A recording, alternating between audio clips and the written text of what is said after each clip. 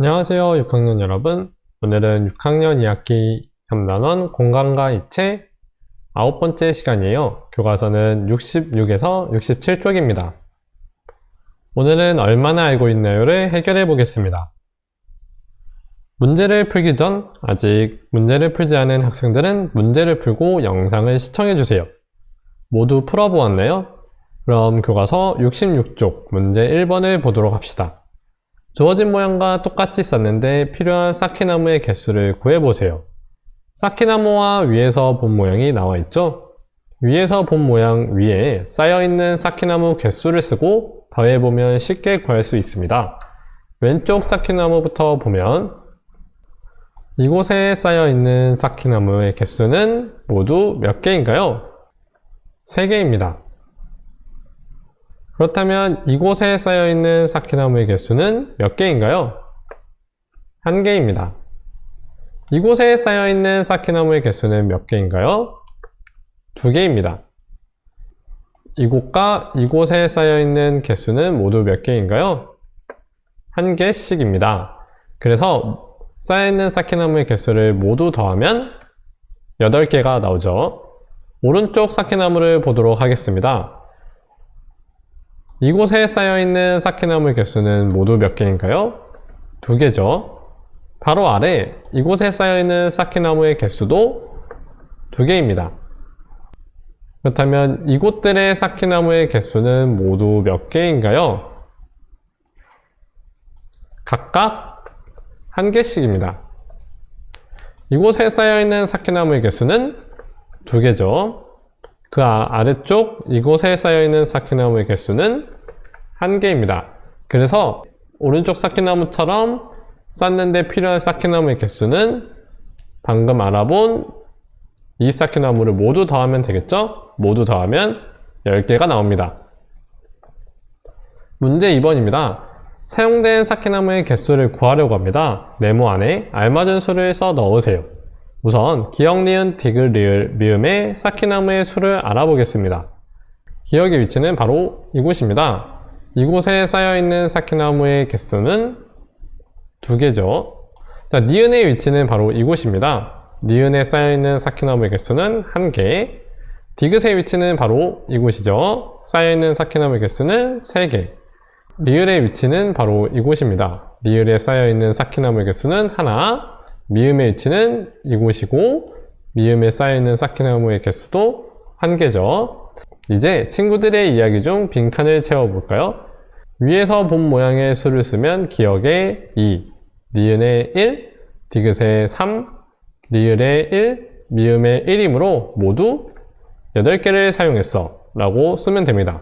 층별로 살펴보면 1층에는 바로 여기에 쌓여있는 쌓기나무 개수를 모두 더해주면 되겠죠? 위에서 본 거랑 모두 같습니다. 그러니까 5개. 2층에 쌓여있는 쌓기나무 개수는 여기죠? 그렇기 때문에 2개. 3층은 바로 여기니까 3층에는 1개이므로 모두 8개를 사용했어 라고 빈칸을 채워주면 되겠네요. 앞과 옆에서 본 모양을 각각 그려보세요. 앞에서 보면 이 모양이 보이니까 첫째 칸에 3개, 둘째 칸과 셋째 칸에 1개씩 그려주면 되겠죠? 그림으로 그리면 니은자 모양으로 그리면 됩니다. 옆에서 보면 이 모양이 보이기 때문에 첫째 칸에 3개, 둘째 칸에 2개를 그려주면 되겠죠? 그림으로 그려주면 이렇게 그려주면 됩니다. 위, 앞, 옆에서 본 모양을 보고 쌓은 모양으로 가능한 모양을 모두 찾아보세요. 이런 경우 조건 하나씩 맞춰보면서 골라내는 것이 편합니다. 우선 위에서 본 모양부터 보면 기역자 모양으로 보이게 돼 있죠. 가, 나, 다 하나씩 확인해보면 모두 기역, 기역, 기역처럼 보입니다. 이번에는 앞에서 본 모양으로 비교해볼까요? 두 번째 부분이 1개, 세 번째 부분이 2개가 쌓여있는 것을 볼 수가 있습니다.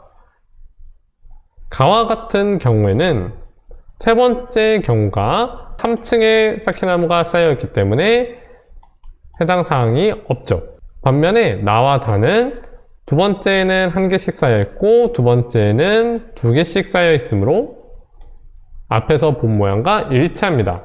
이번에는 옆에서 본 모양을 확인해 볼까요? 옆에서 본 경우는 오른쪽에서 본 경우인데 첫 번째는 두 개, 두 번째는 한 개, 세 번째는 세 개가 보이면 됩니다. 나와 다를 살펴보면 나의 첫 번째는 두 개, 두 번째는 한 개, 세 번째는 세 개가 보이는 것을 알 수가 있죠. 다를 살펴보면 첫 번째 두 개, 두 번째 한 개, 세 번째 세 개가 보입니다. 자, 그렇기 때문에 위, 앞, 옆에서 본 모양을 보고 쌓은 모양으로 가능한 모양은 나와 다가 됩니다. 문제 5번입니다. 관계 있는 것끼리 이어볼까요? 첫 번째 그림은 위에서 본 모양에서 쌓기나무 개수를 써놓은 것이죠. 위에서 본 모양에서 첫 줄에 3개가 나란히 있어야겠죠? 확인해 보면 첫 번째는 2개밖에 없고 두 번째 쌓기나무도 2개밖에 없고 세 번째 쌓기나무에 3개가 첫 줄에 나란히 쌓여 있는 것을 볼 수가 있습니다. 그렇기 때문에 세 번째 쌓기나무라고 할 수가 있겠네요. 자, 이번에는 이 그림과 관계 있는 것을 찾아볼까요? 이거는 1층, 2층, 3층이 어떻게 쌓여 있는지를 나타낸 그림입니다.